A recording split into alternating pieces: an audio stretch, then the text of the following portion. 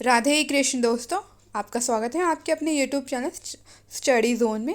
तो आज हम पढ़ेंगे हरिशंकर परसाई द्वारा रचित कहानी इंस्पेक्टर मातादीन चांद पर।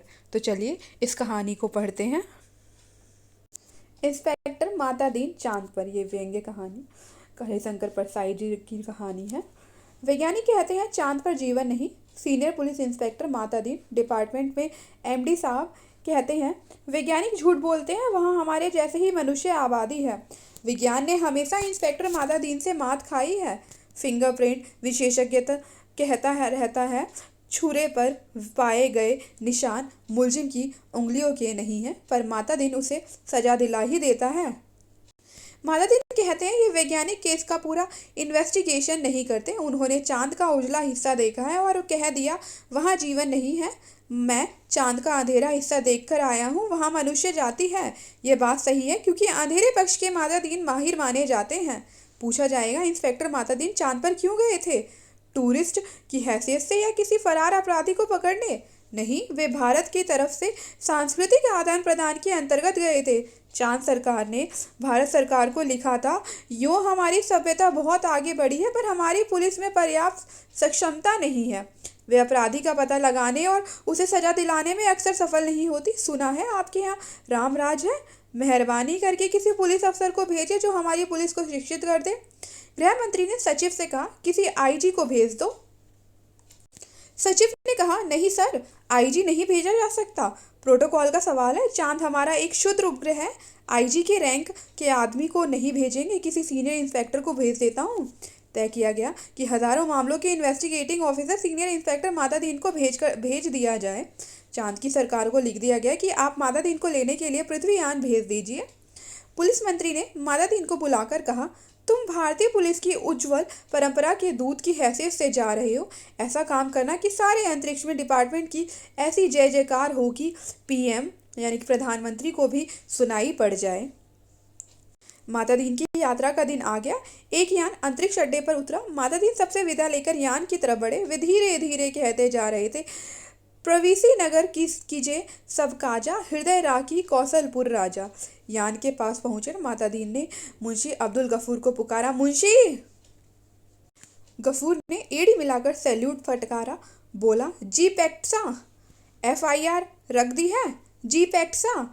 और रोजनामचे का नमूना? जी पैक्सा। वे यान में बैठने लगे। हवलदार बलभद्र को बुलाकर कहा हमारे घर में जचकी के बखत अपने खटला यानी कि पत्नी को मदद के लिए भेज देना। बलभद्र ने कहा जी पैक्सा। गफूर ने कहा आप बेफिक्र रहें पैक्सा, मैं अपने मकान पत्नी को भी भेज दूंगा खिदमत के लिए। मातादीन ने यान के चालक से पूछा ड्राइविंग लाइसेंस है? जी है साहब। और गाड़ी में बत्ती ठीक है? जी ठीक है। मातादीन ने कहा सब ठीक ठाक होना चाहिए वरना हरामजादे का बीच अंतरिक्ष में चालान कर दूंगा। चंद्रमा से आए चालक ने कहा हमारे यहाँ आदमी से इस तरह नहीं बोलते।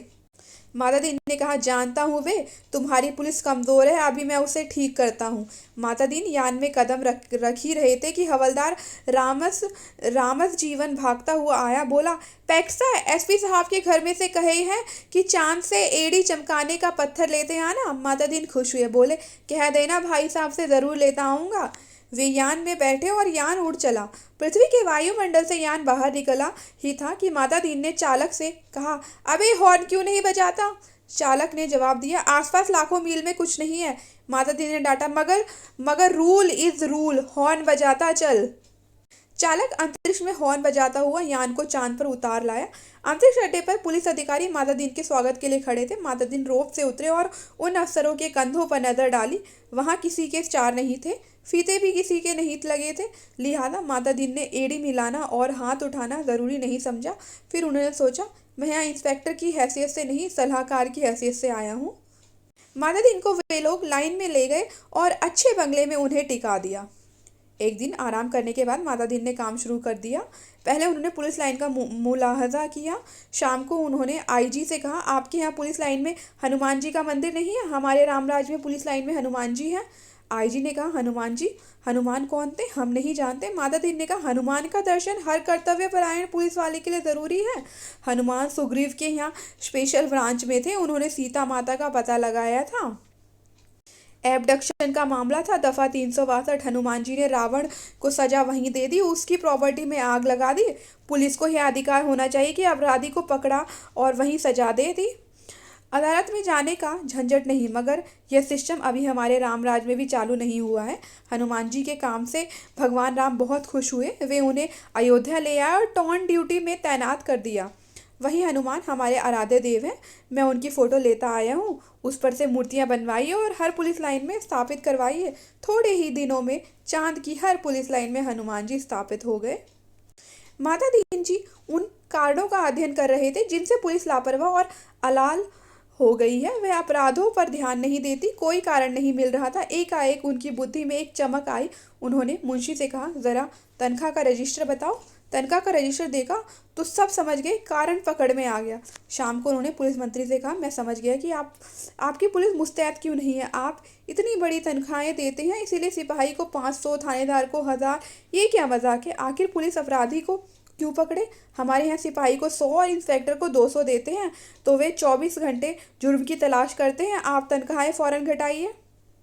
पुलिस मंत्री ने कहा, मगर यह तो अन्याय होगा। अच्छा वेतन नहीं मिलेगा तो वे काम ही क्यों करेंगे। माता दीन ने कहा, इसमें कोई अन्याय नहीं है। आप देखेंगे कि पहली घटी हुई तनख्वाह मिलते ही आपकी पुलिस की मनोवृत्ति में क्रांतिकारी परिवर्तन हो जाएगा। पुलिस मंत्री ने तनख्वाहें घटा दी। 2-3 महीने में सचमुच बहुत फर्क आ गया। पुलिस एकदम मुस्तैद हो गई, सोते से एकदम जाग गई, चारों तरफ नजर रखने लगी। अपराधियों की दुनिया में घबराहट छा गई। पुलिस मंत्री ने तमाम थानों के रिकॉर्ड बुलाकर देखे, पहले से कई गुने अधिक केस रजिस्टर हुए थे। उन्होंने माता दीन से कहा, मैं आपकी सूझ की तारीफ करता हूँ, आपने क्रांति कर दी, पर यह हुआ किस तरह। माता दी ने समझाया, बात बहुत मामूली है। कम तनख्वाह दोगे तो मुलाजिम की गुजर नहीं होगी। 100 रुपये में सिपाही बच्चों को नहीं पाल सकता, 200 में इंस्पेक्टर ठाट बाट नहीं मेंटेन कर सकता। उसे ऊपरी आमदनी करनी ही पड़ेगी, और ऊपरी आमदनी तभी होगी जब अपराधी को पकड़ेगा। गरज की वह अपराधों पर नजर रखेगा, सचेत, कर्तव्यपरायण और मुस्तैद हो जाएगा। हमारे रामराज के स्वच्छ और सक्षम प्रशासन का यही रहस्य है। चंद्रलोक में इस चमत्कार की खबर फैल गई। लोग माता दीन को देखने आने लगे कि वह आदमी कैसा है जो तनख्वाह कम करके सक्षमता ला देता है। पुलिस के लोग भी खुश थे। वे कहते, गुरु आप इधर ना पधारते तो हम सभी कोरी तनख्वाह से ही गुजर करते रहते। सरकार भी खुश थी, मुनाफे की बजट बनने वाला था। आधी समस्या हल हो गई। पुलिस अपराधी पकड़ने लगी थी। अब मामले की जांच विधि में सुधार करना रह गया था। अपराधी को पकड़ने के बाद उसे सजा दिलाना। माता दीन इंतजार कर रहे थे कि कोई बड़ा केस हो जाए तो नमूने के तौर पर उसका इन्वेस्टिगेशन कर बताएं। एक दिन आपसी मारपीट में एक आदमी मारा गया। माता दीन कोतवाली में आकर बैठ गए और बोले, नमूने के लिए इस केस का इन्वेस्टिगेशन मैं करता हूँ, आप लोग सीखिए। ये कत्ल का केस है। कत्ल के केस में एविडेंस बहुत पक्का होना चाहिए। कोतवाल ने कहा, पहले कातिल का पता लगाया जाएगा, तभी तो एविडेंस इकट्ठा किया जाएगा। माता दीन ने कहा, नहीं, उल्टे मत चलो, पहले एविडेंस देखो। क्या कहीं खून मिला किसी के कपड़ों पर या और कहीं। एक इंस्पेक्टर ने कहा, हाँ, मारने वाले तो भाग गए थे, मृतक सड़क पर बेहोश पड़ा था। एक भला आदमी वहां रहता था, उसने उठाकर अस्पताल भेजा। उस भले आदमी के कपड़ों पर खून के दाग लग गए हैं। माता दी ने कहा, उसे फौरन गिरफ्तार करो। कोतवाल ने कहा, मगर उसने तो मरते हुए आदमी की मदद की थी।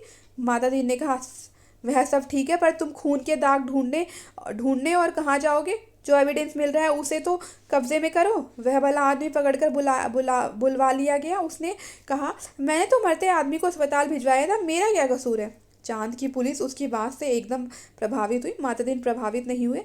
सारा पुलिस महकमा उत्सुक था कि अब माता दीन क्या तर्क निकाले। माता दीन ने उससे कहा, पर तुम झगड़े की जगह क्यों गए। उसने जवाब दिया, मैं झगड़े की जगह नहीं गया, मेरा वहाँ मकान है, झगड़ा मेरे मकान के सामने हुआ। अब फिर माता दीन की प्रतिभा की परीक्षा थी। सारा महकमा उत्सुक देख रहा था। माता दीन ने कहा, मकान तो ठीक है, पर मैं पूछता हूँ, झगड़े की जगह जाना ही क्यों।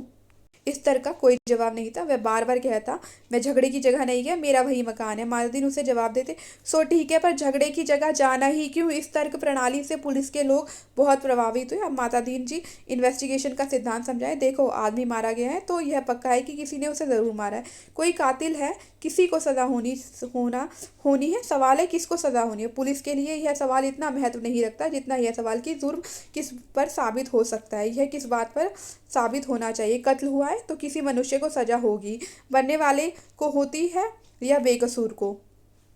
यह आ, यह अपने सोचने की बात नहीं, मनुष्य मनुष्य सब बराबर है, सब में उसी परमात्मा का अंश है, हम भेदभाव नहीं करते। यह पुलिस पुलिस का मानवतावाद है। दूसरा सवाल है किस पर जुर्म साबित होना चाहिए, इसका निर्णय इन बातों से होगा। क्या वह आदमी पुलिस के रास्ते में आता है, क्या उसे सजा दिलाने से ऊपर के लोग खुश होंगे। मातादीन को बताया गया कि आदमी भला है पर पुलिस अन्याय करे तो विरोध करता है।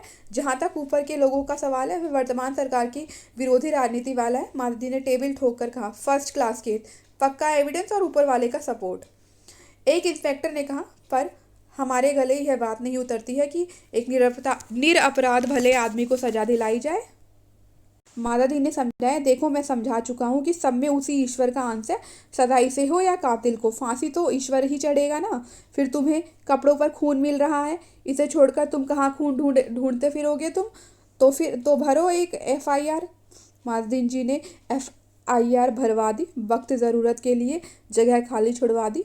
दूसरे दिन पुलिस कोतवाल ने कहा, गुरुदेव हमारी तो बड़ी आफत है, तमाम भले आदमी आते हैं और कहते हैं उस बेचारे बेकसूर को क्यों फंसा रहे हो, ऐसा तो चंद्रलोक में कभी नहीं हुआ, बताइए हम क्या जवाब दें, हम तो बहुत शर्मिंदा हैं। मातादीन ने कोतवाल से कहा, घबराओ मत, शुरू शुरू में इस काम में आदमी को शर्म आती है, आगे तुम्हें बेकसूर छोड़ने में शर्म आएगी।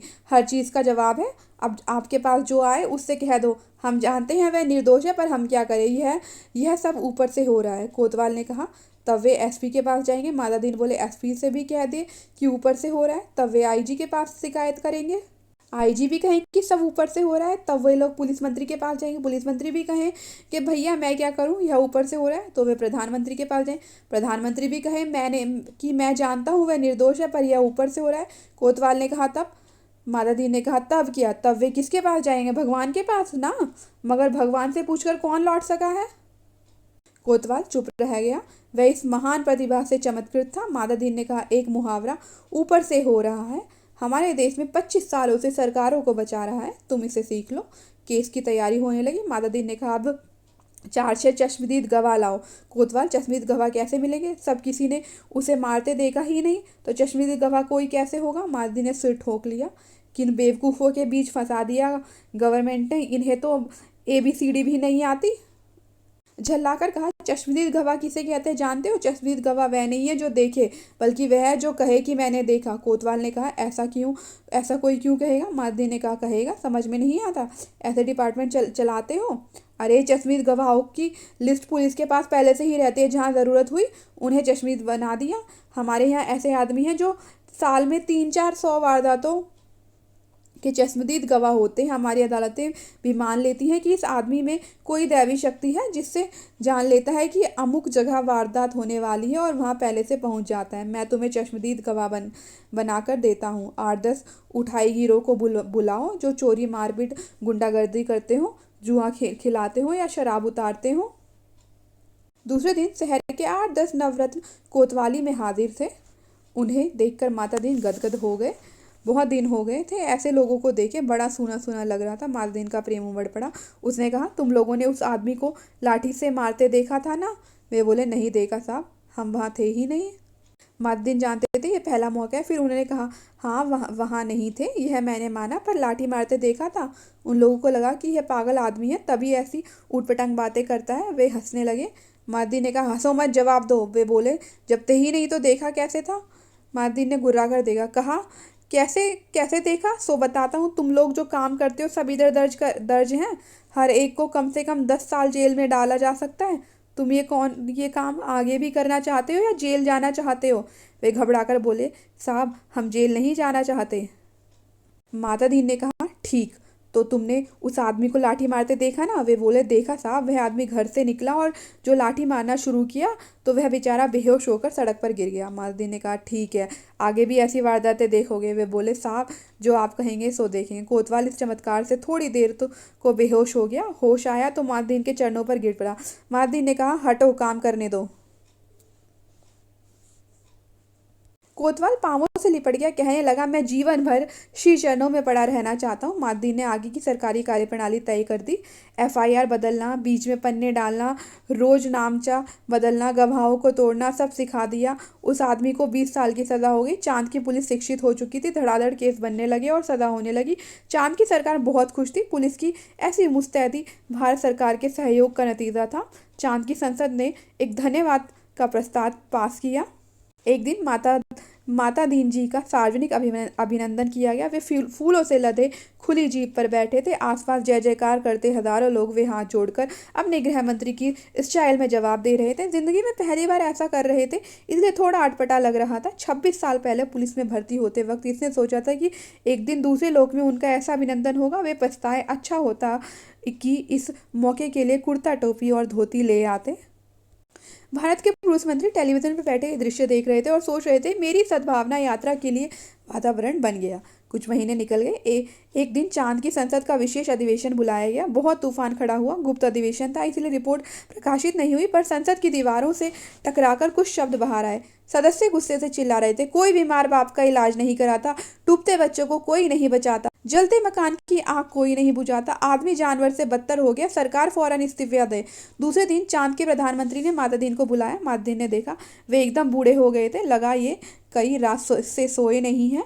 रुआसे होकर प्रधानमंत्री ने कहा, मातादीन जी, हम आपके और भारत सरकार के बहुत आभारी हैं। अब आप कल देश वापस लौट जाए। मातादीन ने कहा, मैं तो टर्म खत्म करके ही जाऊंगा। प्रधानमंत्री ने कहा, आप बाकी टर्म का वेतन ले जाइए, डबल ले जाइए, तिबल ले जाइए।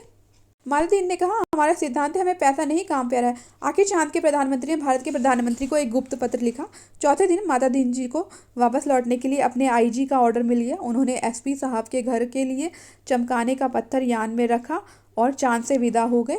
उन्हें जाते देख पुलिस वाले रोड पड़े। बहुत अरसे तक यह रहस्य बना रहा कि आखिर चांद में ऐसा क्या हो गया कि मातादीन जी को इस तरह एकदम लौटना पड़ा। चांद के प्रधानमंत्री ने भारत के प्रधानमंत्री को क्या लिखा था?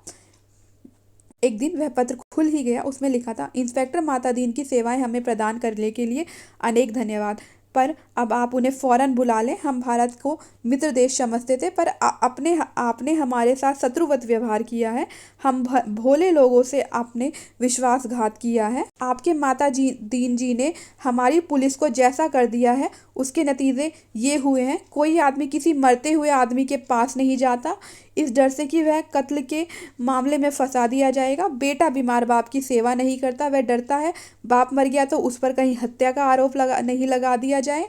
घर जलते रहते हैं, कोई बुझाने नहीं जाता, डरता है कि कहीं उस पर आग लगाने का जुर्म कायम ना कर दिया जाए। बच्चे नदी में डूबते रहते हैं और कोई उन्हें नहीं बचाता, इस डर से कि उस पर बच्चों को डुबाने का आरोप ना लग जाए। सारे मानवीय संबंध समाप्त हो रहे हैं। माता दीन जी ने हमारी आधी संस्कृति नष्ट कर दी है। अगर वे यहाँ रहे तो पूरी संस्कृति नष्ट कर देंगे। उन्हें फौरन रामराज में बुला लिया जाए। और इसी के साथ ये कहानी यहाँ पर समाप्त होती है।